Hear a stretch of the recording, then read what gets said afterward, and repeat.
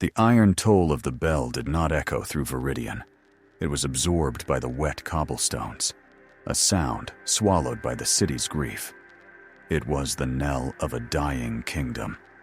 From the highest archivist's nook in the Citadel's ancient library, Kaelin watched the funeral procession of King Alaric the Silent Snake, its way through the rain-slicked streets. The Silent, a cruelly ironic epitaph for a man whose voice had once commanded armies and could shake the very foundations of the Dragonbone Mountains. But that was a lifetime ago. Before the siege of the Whispering Wood, before the wild, desperate magic, before the price was paid in a currency far more valuable than gold. Kaelin was no knight, no battle mage who wielded fire or called down lightning. He was a resonant, the last practitioner of a subtle and punishing school of magic. He did not command elements, but perceived echoes. A single touch could reveal the history etched into an object. The final, terrified thought of a soldier whose sword had broken. The lingering warmth of a love letter held by trembling hands. The cold malice of a poisoned dagger. It was a magic of intimate, often violent, empathy that had carved him hollow and made him the kingdom's most precise and most isolated inquisitor. He heard the world's endless whispering pain, and in return, the world offered him only silence. The summons came as the last bell's vibration faded from the air. The new king, Theron, Alaric's younger brother, stood not by the throne, but before the cold hearth, his face a carefully composed mask of regal sorrow. The crown of Viridian, a heavy band of iron and moonstone, seemed to dwarf his brow. Kaelin, Theron's voice was a low, tense thing. The physicians speak of a failing heart. They are fools. My brother did not fade. He was severed. There is a coldness in the air where his presence should linger. I need you to go to the sepulchre. Read the king. Find the truth his lips can no longer speak. It was a request that bordered on sacrilege. To use his gift on the king, the man whose very essence had been the bedrock of the realm, felt like the ultimate violation. But a command from the crown was a chain he could not break. He bowed, the weight of the impending intimacy settling in his stomach like a stone. The royal sepulchre was not a tomb, but a cavern hewn from the mountain's heart, a place of cold marble and older, deeper shadows. Alaric lay upon a bier of polished obsidian, his features peaceful in a way that seemed like a mockery. His hands, once capable of both crushing a foe's helmet and gently lifting a child, were folded over the familiar, wire-bound hilt of his great sword, Oathkeeper. Kaelin's senses recoiled before he even made contact. Where there should have been the fading, golden echo of a life richly lived, there was only a void, a silence so absolute it was a scream in a language only he could hear. Steeling himself, he reached out and pressed his fingertips to the king's cold, motionless temple. The world dissolved into memory. He was no longer in the sepulchre. He stood in the heart of the Whispering Wood, but a wood from a brighter past. Sunlight filtered through a canopy of emerald leaves, and the air was thick with the scent of pine and wildflowers. A younger Alaric, his face unlined by the weight of a crown, laughed a rich, booming sound that was a physical force of joy. He was sparring with Lord Valerius, his sword brother, their movements a fluid, singing dance of steel. Oathkeeper and Widowmaker clashed in a friendly percussive rhythm.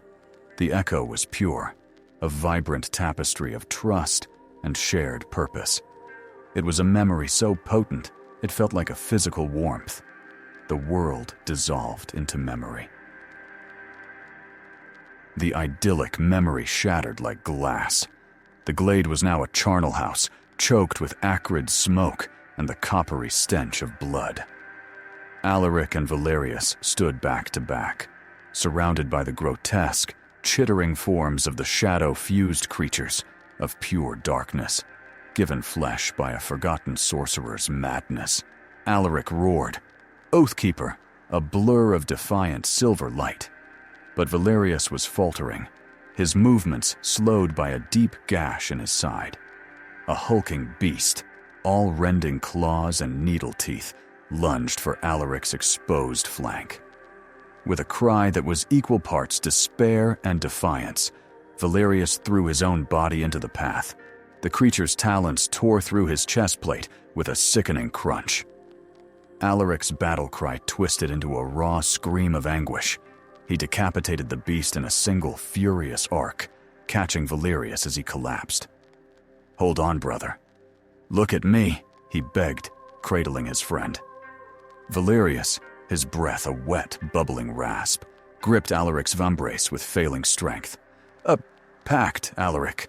The only way. Not your strength, but your voice. My family's magic can bind them, but it needs an anchor.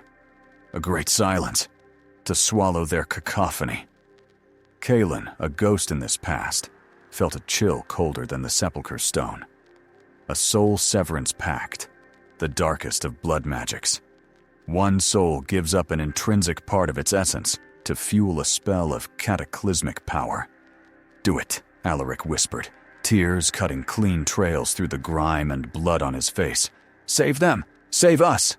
Valerius began to chant, the words ancient and guttural, his lifeblood pooling on the trampled earth. A web of violent, crimson light erupted from his chest, ensnaring the shrieking shadow-fused. As the spell reached its crescendo, Kalen saw it, a thin, brilliant silver cord, the very essence of Alaric's voice, being drawn from his throat and woven into the fabric of the magic. The light flared into a blinding nova, and with a final silent shriek that Kalen felt in his own soul, the creatures dissolved into nothingness. The forest fell utterly, profoundly silent, forever. The memory shifted one last time. The royal bedchamber, mere days past. Alaric, now a frail, aged man, his body and spirit broken by the burden of silence, lay dying. But he was not alone. A figure stood over him, shrouded in the room's deep gloom. Kalen strained, but the memory was murky, the echo distorted by the king's fading consciousness. He saw a hand pale, long-fingered, and unmistakably belonging to Valerius' place, a smooth, black, obsidian-like stone on Alaric's chest, a soul anchor meant to peacefully guide a passing soul to the afterlife. But this one was corrupted, inverted. Kalen could feel its true purpose, not to guide, but to trap, to leech the last vestiges of the king's life force, the final quiet echoes of his being, pulling them into its dark heart. Alaric's eyes, the only part of him that still seemed alive, widened in a final, silent scream of betrayal and terror. And then, nothing. The void. Kalen ripped his hand from the king's brow as if burned, stumbling back from the slab, his breath coming in ragged gasps. His own throat felt scraped raw. The truth was now a poison in his veins. The pact had not killed Alaric. It had only made him a prisoner in his own body. His death was murder, a soul theft. And the killer? His eyes fell upon Oathkeeper, the sword still clasped in the king's lifeless hands. The final proof was there, in the cold steel. He had to be sure. With a trembling hand, he reached out and wrapped his fingers around the familiar, wire-bound hilt. The echo from the sword was a physical blow, recent, violent, and drenched in treachery. It showed him the same pale hand, not lifting the sword to wield it, but using it as a focal point. He saw the hand channel a flicker of stolen vitality, Alaric's own life force through the blade and into the corrupted soul anchor. The murderer had used the king's own bond with his weapon. the very symbol of his strength and sacrifice, as the conduit for the final, despicable act. And in that last, clarifying moment of the sword's memory, the flickering torchlight caught the faint, L-shaped scar on the murderer's wrist, a relic from a long-ago training yard accident, a scar Kaelin had just seen in the king's memory of their spar. Lord Valerius, the hero who had died a martyr's death. He had lived, and he had spent years planning the murder of his oldest friend. Kaelin ran from the sepulchre, his mind a storm of betrayal and rage. He found King Theron not in the throne room, but in the war chamber, standing over a map detailing the kingdom's fragile borders. "Your Grace," Kaelin breathed, his voice trembling with a mixture of fury and horror. "It was Valerius. He lives." Theron looked up from the map, his expression unreadable. "Valerius?" "Kaelin, grief has clouded your sight. The man died in my brother's arms. You saw the memory yourself. The memory was a lie, or incomplete. He survived. The pact. He didn't just take his voice, he learned to take more. He used a corrupted soul anchor and the king's own sword to steal the last of his life force." Theron was silent for a long, heavy moment. Then he sighed, a sound of profound and weary resignation. "I know." The air left Kaelin's lungs. The world seemed to tilt on its axis. "You know?" "My brother was a martyr, Kaelin. A symbol," Theron said, his voice low and devoid of its earlier feigned grief. "But a silent symbol is a weak one. Whispers had begun. That his sacrifice was a coward's act. That his silence was shame. The northern lords are ready to secede. The treasury is empty. The kingdom was fracturing." Theron walked around the table, his eyes hard and pragmatic. "Valerius came to me. He showed me a path to unite the realm, to make it stronger than ever before. The story of a beloved king, murdered by a resurgent dark magic, a tragedy to forge a nation of vengeance, and a new, strong king to avenge him." Kaelin felt a cold nausea rise in his throat. "You sanctioned this? You ordered the murder of your own brother?" "I ordered the salvation of my kingdom!" Theron snapped, his composure cracking. "His death serves a greater purpose than his broken life ever could. It makes him a perfect, untainted legend." "And the life force?" Kaelin shot back. "Valerius didn't just kill him for a story. He stole his soul's echo. What for?" A smooth, chillingly familiar voice came from the doorway. "For a symphony, resonant, where my brother only saw a single mournful note." Lord Valerius stepped from the shadows. He was older, gaunt, his eyes like hollow pits, where the lively man from the memories once resided. In his hand, he held the black soul anchor, which now pulsed with a slow, sickly rhythm, Alaric's captured light. "A voice is a powerful weapon, Kaelin," Valerius said, his tone conversational, almost academic. "But the accumulated echo of a king's entire life, his authority, his will, that is true power. With this," he held up the pulsating stone, "I will not need to raise a single sword. I will weave a spell of absolute command. I will speak, and the world will have no choice but to listen. A lasting, perfect peace, born from a single, unyielding will.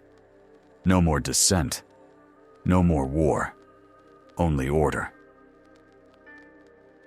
"You're mad," Kaelin whispered, his hand instinctively closing around the hilt of his own simple dagger. "It is a necessary evolution," Theron said, drawing his own ornate sword. He did not point it at Valerius, Kaelin realized with dawning horror. He leveled it at him. "The story is already written, Inquisitor. The noble King Alaric, slain by a traitorous mage, a rogue resonant who sought his power for himself.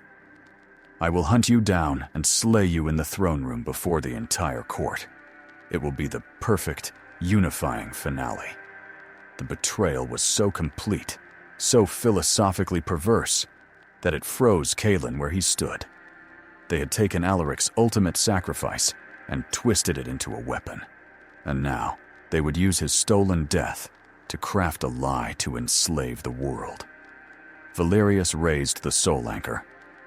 Let me show you the power of a king's will, resonant. Hear the last echo of Alaric the Silent. He channeled a sliver of the stored energy. A wave of pure, absolute command slammed into Cailan, a physical force of will. It was Alaric's voice, but hollow, stripped of all warmth and compassion, reduced to a weaponized imperative. Kneel. The force of it was immense. Cailan's knees buckled, his bones vibrating with the compulsion to obey. It was the voice that had led legions, the voice that had inspired a nation. To disobey felt like tearing his own soul in two. He gritted his teeth, blood trickling from his nose under the psychic strain. And then he felt it. A faint, answering vibration from the dagger at his hip. Its pommel was a piece of obsidian, a curiosity he'd picked up from the very quarry that provided the stone for the sepulchre. And on that slab, the king's body still lay, his hand resting on Oathkeeper. In that moment of absolute pressure, Cailan understood. Resonance was not just about listening, it was about connection. It was a conversation. He stopped fighting the command. Instead, he opened himself to it completely. He let the stolen hollow echo of the king's voice flow into him, and through his unique connection to the stone in his dagger and the memory of the sepulchre, he pushed it back. Not as a command, but as a question, an answer, a truth. He channeled it back along the invisible, vile thread that connected the soul anchor to the source of its power, the king's body, and the sword that was his soul's twin. In the depths of the sepulchre, far below them, Oathkeeper began to hum. Its vibration felt only in the realm of echoes. Valerius's eyes widened in shock and confusion as he felt the feedback. The crushing wave of command wavered. What is this? What are you doing? Cailan's voice was a ragged, bloody whisper, but it was his own. Returning what was stolen. He focused all his will, every ounce of his painful gift, and became a conduit for the true, final echo of Alaric, the Silent. Not the hollow weapon Valerius had created, but the raw, unfiltered essence of his last moment. The shock of betrayal, the terror of the void, the love for his brother twisted into a knife.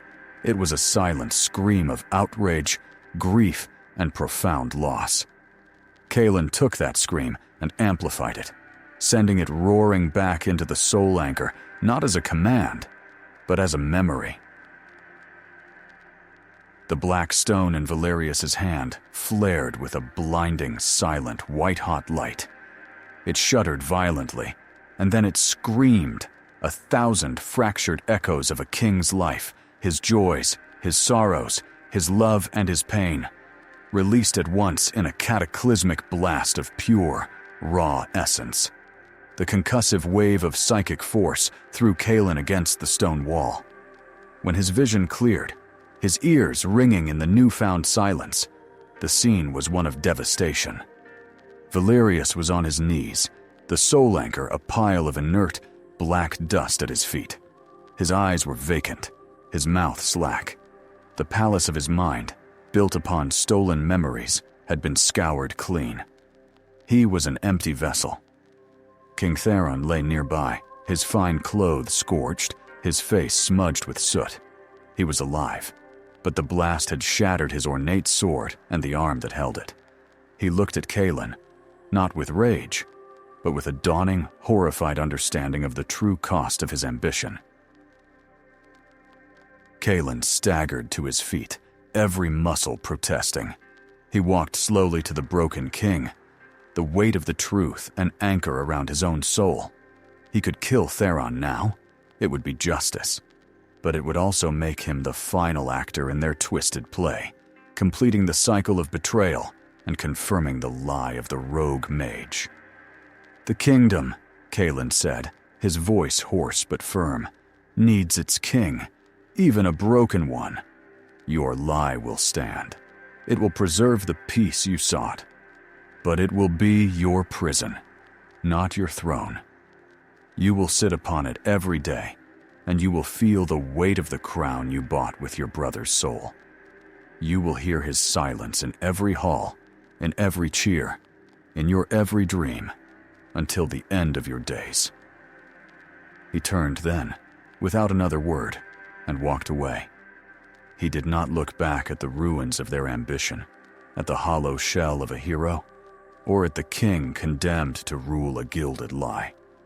Some echoes, he knew, were too terrible to bear witness to for long, and some silences, born of the ultimate betrayal, were the loudest and most haunting requiems of all.